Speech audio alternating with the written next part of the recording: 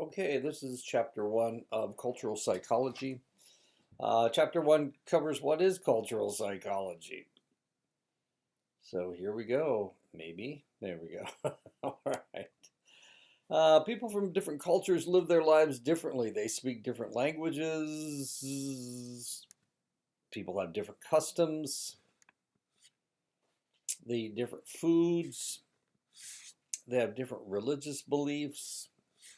They have different child rearing practices.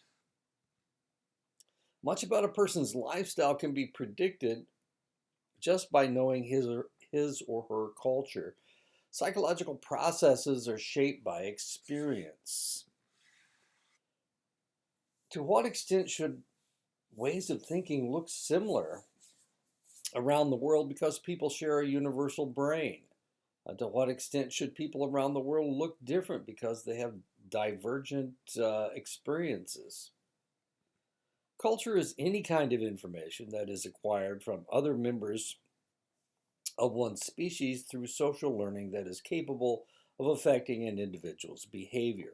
Any kind of idea, any kind of belief, any kind of technology, any kind of habit, any kind of practice. This is a screenshot from one of the most popular videos that has ever been made. This is Psy's Gangnam Style. It's a Korean. It was a Korean song, and this is Psy right here. And it's about a decade old, and this song really took off. And even though nobody understood what they were saying in there, and they're still interpreting it, by the way, as curious as that is.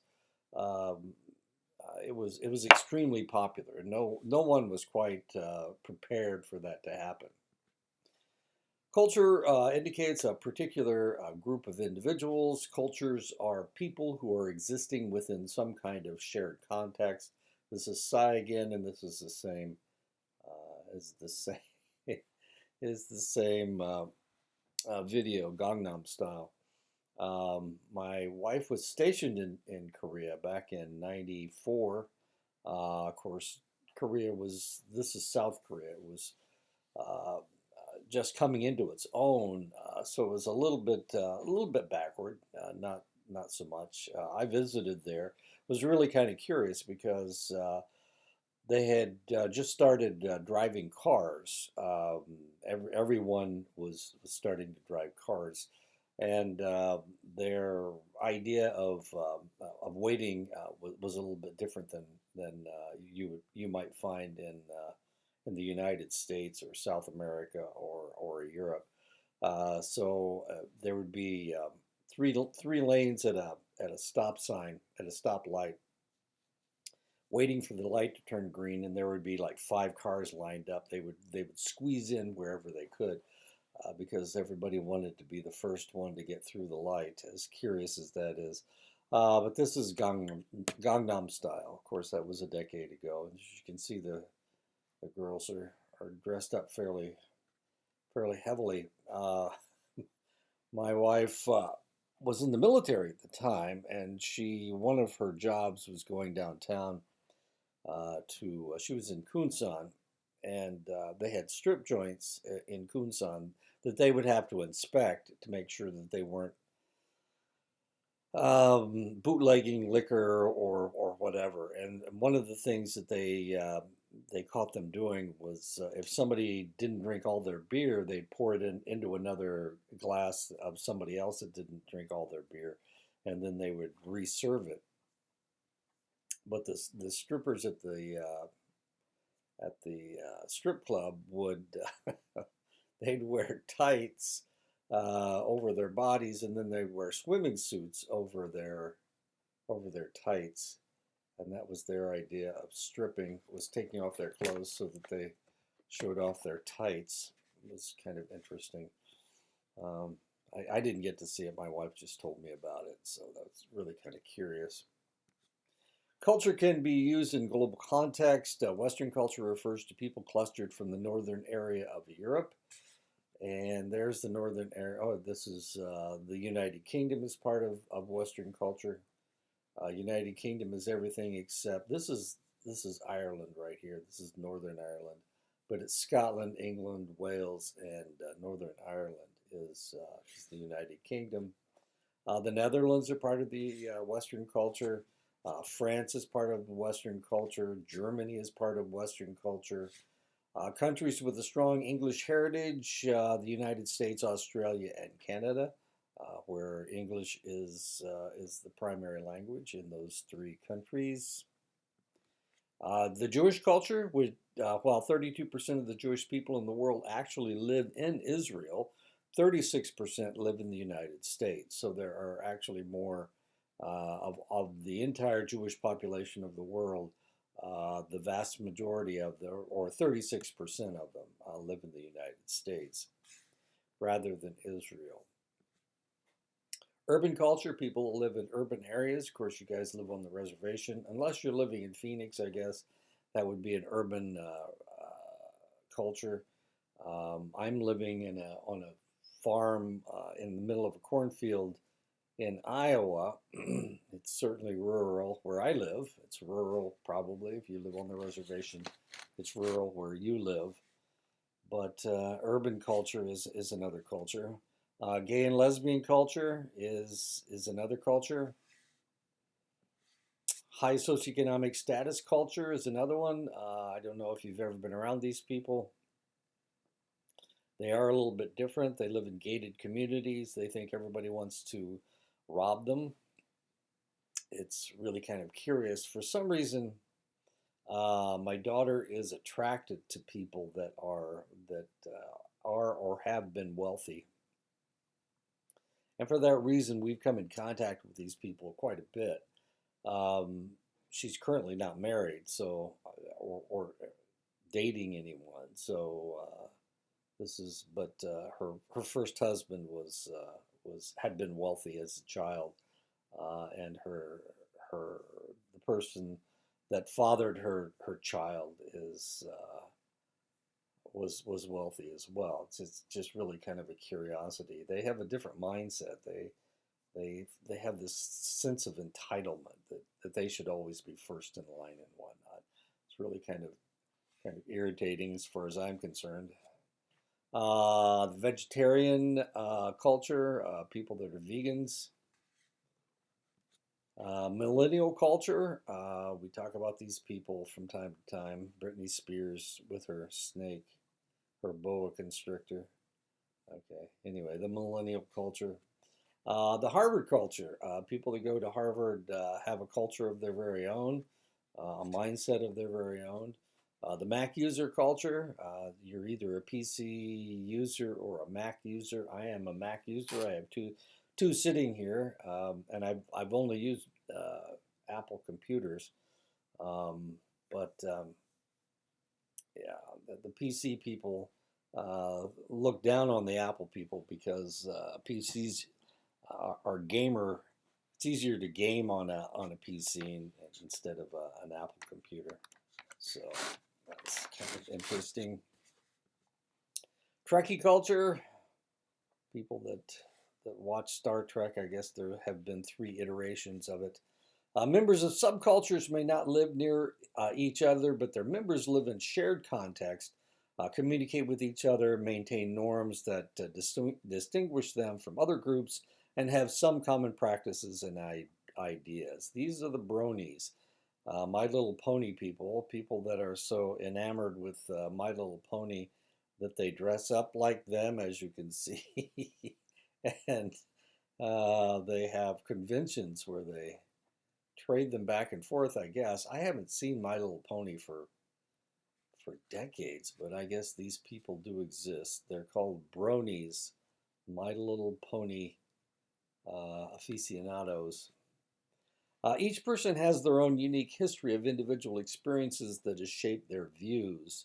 All of these individual differences lead some people to reflexively embrace certain cultural messages, staunchly react to other cultural messages, and largely ignore some other cultural messages.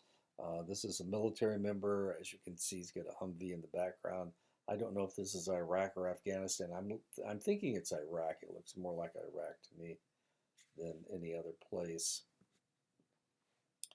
The Sambia are a tribe of people. We're going to get into something that is a little bit controversial.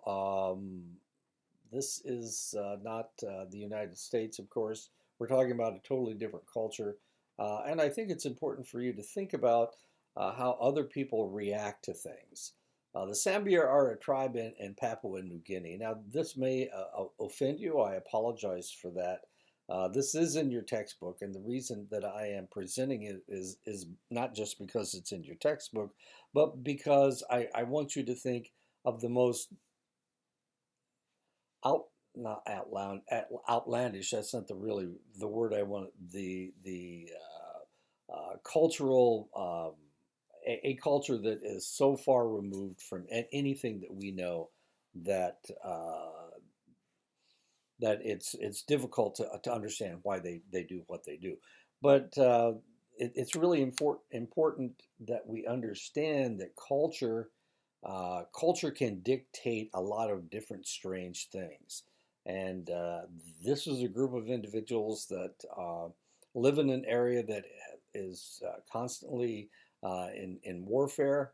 And because of that, they have chosen to initiate their boys to transform them into men. And so, how in the world do you make boys become warriors? And that's the question. And this is how they do it.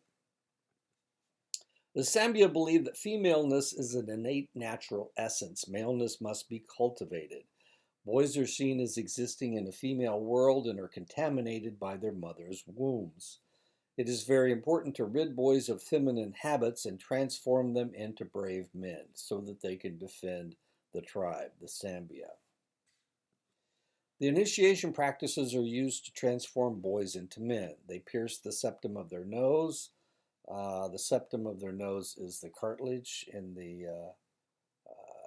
between their two nostrils. They thrash boys with sticks to make them tough. Initiation also includes older men giving jurundu to the boys. This is achieved through a boys performing oral sex on the men. Semen is seen as a physical basis of jurundu. Males are seen as incapable of producing semen without the initiation. So if they ever want to be men, if they ever want to produce offspring, they have to go through this ritual. Throughout one's life, a male engages in the ingestion of semen from around ages 7 to 15, receiving fellatio to impart semen at age 15, heterosexual contact with their wife after age 17, and some homosexual contact still. Sambian males thus go through homosexual, bisexual, and heterosexual phases throughout their lives. Sexuality, seen as a core identity in Western cultures, is more dynamic in Sambian society, as you can see. Now, one of the curiosities of the Sambia, there's a tribe that's very close to the Sambia, and they do the same, they have the same idea that you need to force these individuals to become males. You need to rid them of their femaleness through semen, but they use anal intercourse as their way of transmitting this maleness into their males, into their boys. In all cultures, people speak a language between 10 and 70 phonemes. A phoneme is a sound like b or ka or da or and those are all sounds. Those are all phonemes, and we put these phonemes together to make a morpheme or make a word, make something that makes sense, like hola or ciao or hello. So if we take these phonemes and we stick them together, we get a morpheme. In all cultures, people smile when they are happy. This is universal. In all cultures, people have a word for the color black. In all cultures, people are disgusted at the idea of incest between parents and children. In all cultures, people understand the number 2. Some languages do not have a word for the color blue. People in some cultures are disgusted at the idea of incest between cousins, whereas people in other cultures are not. In other words, how far removed is somebody can somebody be before you can marry them and make and have children with them, or just have children with them? That's a question. In the South, it's okay to marry your first cousin. In some states, it's okay to marry your first cousin. In other states, it's against the law. It's considered incest to have intercourse with somebody who is your aunt's children. Of course, you guys have the clan system, which dictates all of these things for you. But in other cultures, they're not as strict as the Diné culture. Female student going out for a coffee might mean for the student a chance to quench her thirst, a demonstration that she has quit her diet, an effort to wake herself up and so that she can study, and an opportunity to pursue a romantic partner. So you're going out for a cup of coffee. Why are you doing it? You're thirsty. You're not on a diet anymore, so you feel like you can go to the coffee shop. Maybe you're sleepy, so you need to wake up, and maybe while you're there, you'll start talking to somebody. So they may be looking for a romantic partner. In some other cultural contexts, women going to a coffee shop on her own is not seen as appropriate. People in her culture do not strive for ideal body weights. It is considered sinful to seek artificial stimulants to obtain energy, and romantic relationships are typically arranged by family members. So there you go.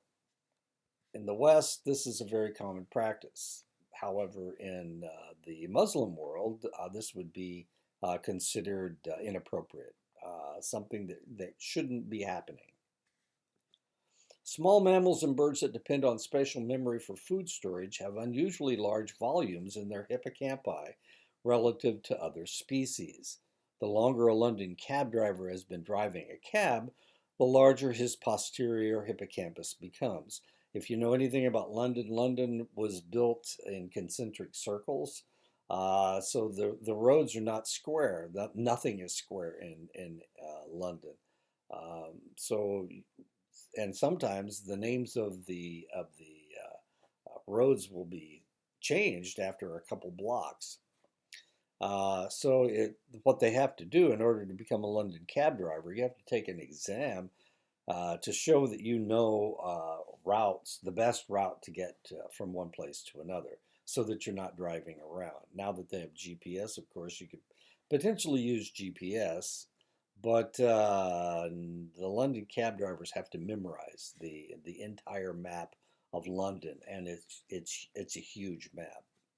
The nature of the brain is not fixed from birth, but rather changes in the response to certain experiences. And because cultures provide people with particular sets of experiences on a daily basis, we can see how cultural influences could change their brain.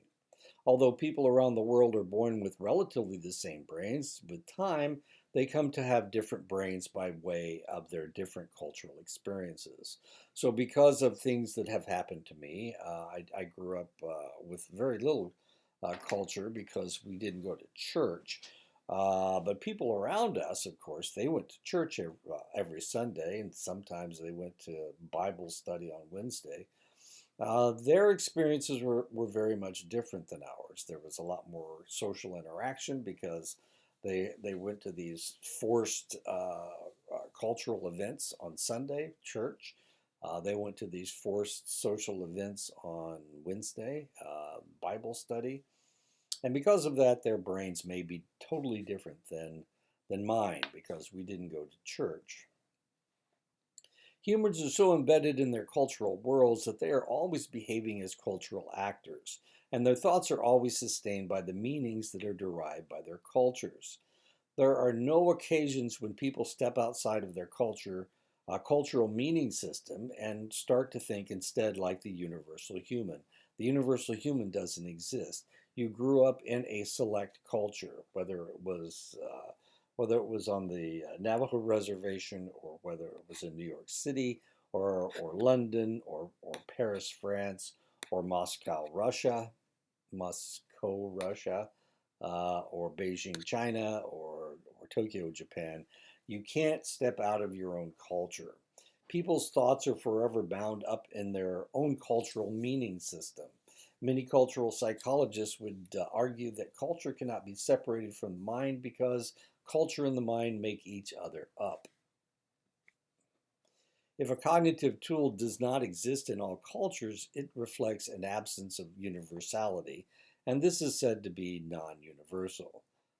So here we have a skateboard. Skateboards aren't universal, so that would not be a universal tool. It'd be a non universal tool. An existential universal exists in multiple cultures, although the phenomenon is not necessarily used to solve the same problem, nor is it equally accessible across cultures. And the example that I give here is relationships between males and females. They want to have their sweethearts. So these two are saying, let's not have sex until we get married. And these two are saying, this is in the 1950s. In the 1970s, they were saying, let's get stoned first. And now in the 1990s, because of AIDS, these two individuals are saying, well, before we have sex, let's get tested first. So that's an existential universal, is wanting to have sex. A functional universal exists in multiple cultures, is used to solve the same problems across cultures, yet are more accessible to people from one culture than another. This is a very warm hat with a face mask to keep your face from getting wind blown, and that's something you need today. The wind's blowing at about 15 to 20 miles per hour today. So if you were trying to walk into the wind, you would not only need a hat like this with a mask like this, but you'd also need a scarf to cover your neck, or you'd get awfully cold. Chingy wears a hat like this. An accessibility universal exists in all cultures, is used to solve the same problem across cultures, and is accessible to the same degree across cultures. This is a bathroom in China, and as you can see, they have a toilet, they have a bidet. This is the shower. It's got a removable shower head. And so what you do is when you take a shower, there's no curtains to keep the water in. So what happens is everything gets wet. Well, that's fine, because then afterwards you wipe everything down, and now everything is clean. Now the crazy thing is that if somebody from China came to the United States and looked at our bathrooms, our plans, they would think this is the dirtiest place I've ever seen. In China, of course, we clean the bathroom every time we take a shower. But here you are, you don't have a clean bathroom because, well, you don't clean it. But every time somebody takes a shower, they always wipe it down afterwards. And that is in China. The vast majority of psychological studies have thus far been largely limited to explorations of the minds of people living in Western, educated, industrialized, rich, and democratic societies. And if you take the first letter of all these ideas, it comes up with weird. So when we talk about weird societies in the future in this class, what we're talking about is Western educated, industrialized, rich, and democratic societies. A recent analysis of the top 6 journals and 6 subdisciplines of psychology found that 68% were American, 96% came from Western industrialized countries, 70% of all psychology study participants are undergraduate students. So most of them are weird. 96% of all the psychological the studies done in the world are done in Western industrialized countries. North Americans appear to be more fascinated with psychological questions than those from much of the rest of the world. Many universities not in North America don't even offer psychology as a topic of study. The first school of psychology in Japanese universities was established in the year 2000. However, of course, this is Canada. KTU is a college up in Canada in Vancouver. Harvard Department of Philosophy. Their psychology department is actually part of their Department of Philosophy. Department of Psychology. In the United States, this has been a topic for over 100 years, but not in other countries. Some people in the diversity movement maintain a colorblind or culture blind approach to looking at people. People are the same wherever you go. The hope is that people will interact without focusing on someone's ethnic background. And the idea is that race is not important, so this is a post-race idea. So we need to be colorblind. We need to be culture blind. Attending to and respecting group differences is frequently called multicultural approach. So we have the diversity approach. The diversity movement says everybody's the same, we need to all be the same. But cultural psychology really looks at it from a different perspective.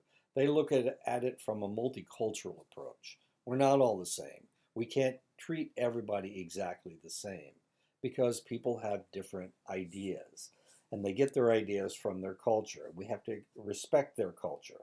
We have to respect everybody's ideas. We can't tell people that aren't like us that they need to change and be like us. That's incorrect. The rationale behind this approach is that people really do identify with their groups, and most group identities are far more meaningful than the kind that can be artificially created in the lab. People are especially likely to identify with their group if their groups are smaller than other groups or are disadvantaged in some way. Minority groups tend to greatly value their group identities, and they often respond quite negatively to efforts by the majority group members to ignore what makes them distinctive. And I use this picture, of course. These are two Navajo children, and there is probably their Navajo mother. And it's important that we recognize the differences between people, because that is part of their identity. That is something that they recognize. Now, we can talk about the white culture, we can talk about the Navajo culture, but we also need to recognize the fact that the Dene people aren't the only indigenous people in the United States. There are also other groups. I used to teach on the Fort Belknap Reservation up in Montana. There were two tribes on that reservation. The Assiniboine, the Nakota people, and the Grovon or the Aani people. And they would be quite offended if you tried to tell them that the only Indians that existed were Dene. They would hurt their feelings. They wouldn't like it at all. So the point is that we need to be respectful of everybody's differences and accept them. Efforts to downplay group differences may come across as suggesting that minority members would be accepted as long as they shed their distinctive cultural identities and act like those in the majority group. Now, this is really kind of interesting because once upon a time, the white culture in the United States tried to make everybody the same. They were bringing in a lot of immigrants at the time, and they were trying to force everybody into the same mold. Well, they tried to do that with American Indians as well. They had one plan. Their one plan was to make all immigrants Americans by forcing them to go to a school structure that taught them how to be good Americans.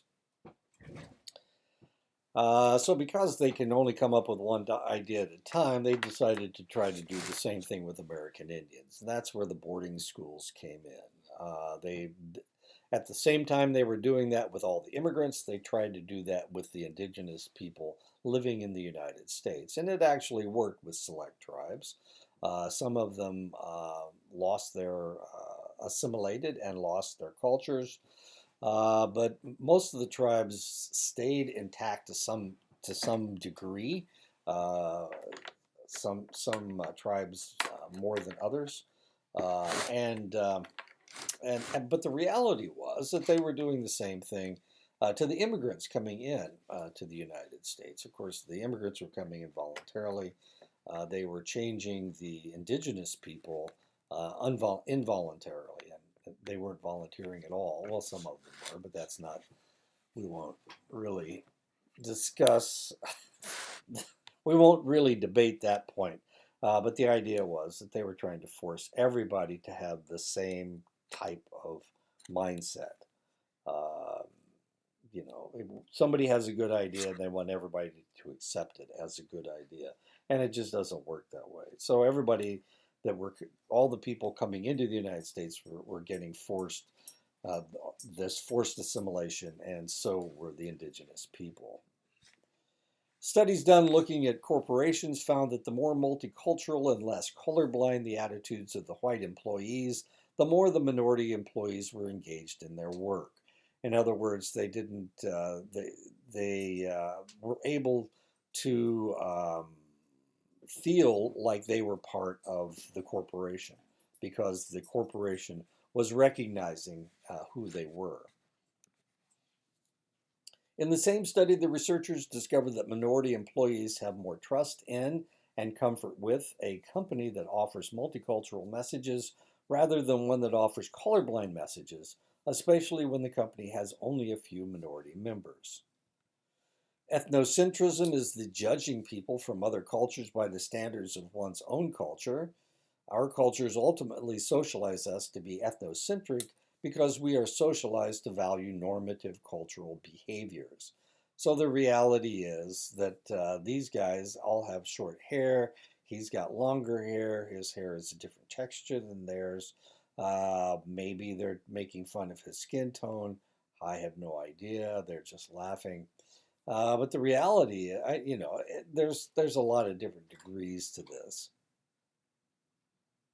And this is known as ethnocentrism. So if you're trying to force somebody to accept your culture, to tell you that your culture is right and theirs is wrong, that's known as ethnocentrism. In the 1950s, with the advance in brain imaging techniques, psychology entered the cognitive revolution as researchers rejected the tenets of Freud, Skinner, Watson, and Rogers and began focusing on the meaning that people created through their encounters with the world. But one of the fathers of the cognitive revolution, Jerome Bruner, argued that the proponents of the cognitive revolution had become distracted from its initial vision by becoming more concerned with computer metaphors for understanding the functioning of the mind. Meaning became replaced with information. Meaning making became replaced with information processing. Bruner argued that cultural psychology has picked up the torch that was originally carried by early proponents of the cognitive revolution and has again addressed how people derive meaning from their environments. And that's Jerome Bruner. This is a picture of Jerome Bruner when he graduated from college. And that is the cognitive psychology movement. For the longest time, cognitive psychology tried to talk about the human brain as if it were a computer, and that we needed to do all this information processing. And as we go through psychology, we will be dealing with cognitive psychology and cognitive therapies. Well, we'll be talking more about this later. This has more to do with psychological theories than it does with anything else. But there you go. We'll be talking about that later. So the point of this chapter is that multiculturalism is a better way to deal with things, rather than pretending that no cultures exist and we're all exactly the same. That doesn't really fit. We need to accept people for who they are and where they come from. That's multiculturalism rather than diversity. And that is the end of the chapter. So I'll talk to you guys next week. I hope I haven't offended anyone. And see you next week.